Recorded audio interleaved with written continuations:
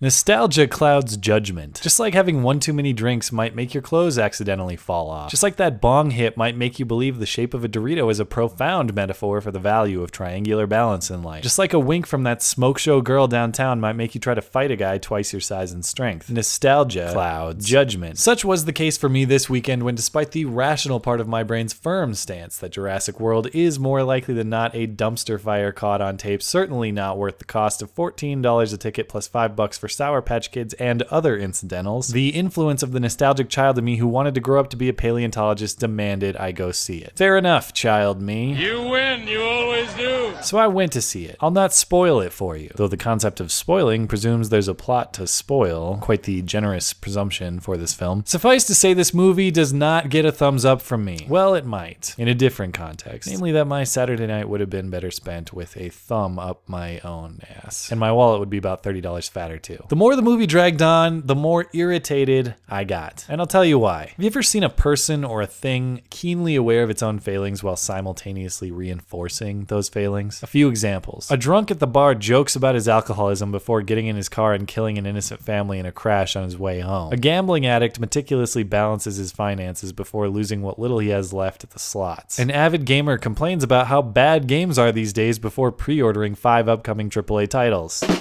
But seriously, stop doing that shit.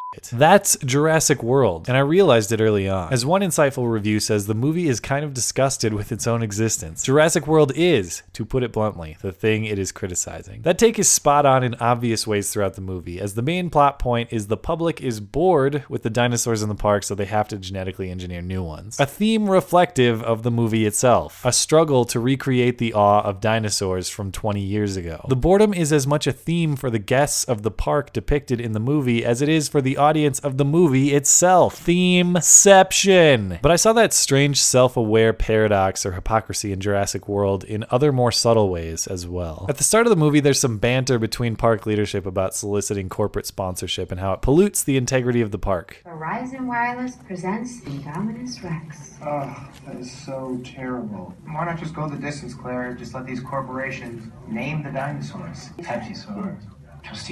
And yet, throughout the film, there's constant product placement. Chris Pratt drinks a Coke while working on his motorcycle. There are constant shots of a fancy new Mercedes SUV. We can clearly see a Ben & Jerry's shop in the strip mall as everyone tries to escape the terror of flying dinosaurs. A showdown with the new dinosaur takes place next to a glowing Starbucks sign. As yet another reviewer writes, the script makes a tentative stab or two at rampant product placement early on, before getting down to the business of delivering rampant product placement.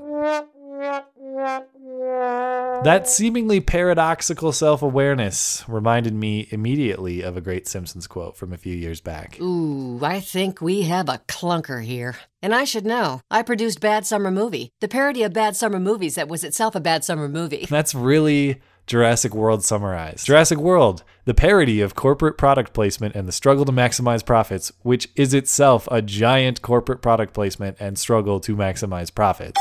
But is that bad? By the end of the movie, to the extent the movie seemed to be aware of how blatantly contradictory it was, I wasn't as frustrated as I might have been if the movie seemed oblivious to those contradictions. After all, the guy who sucks and doesn't even know it or lies about it is far worse than the guy who sucks and just openly admits it, right? Right. So I resigned to accepting it as a good deal for what I got. A couple hours of Sour Patch Kid enhanced dinosaur sightings. And I calmed down, and I was fine with that. Until the movie ended, the credits start rolling, and a few dozen idiots in the audience start doing this. Bravo! Good show, good show.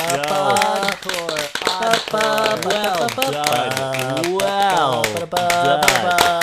I really like the part with the dinosaur fighter. Yeah, bro, that was really cool. That was definitely the best part.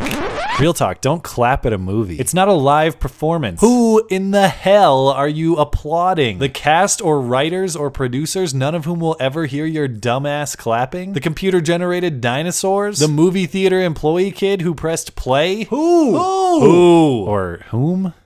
I guess. As BoJack Horseman said, get cancer, jerkwad. Okay, maybe that's too heavy. How about develop critical thinking skills, jerkwad? Yep, that'll do. Thanks as always for listening and for supporting this series. I'm fascinated by this idea of self-aware contradictions. If you have any good examples, go ahead and let me know below or on Twitter at skag_3. Always appreciate good discussion. Just don't fucking clap at movies. Okay, Thanks. bye.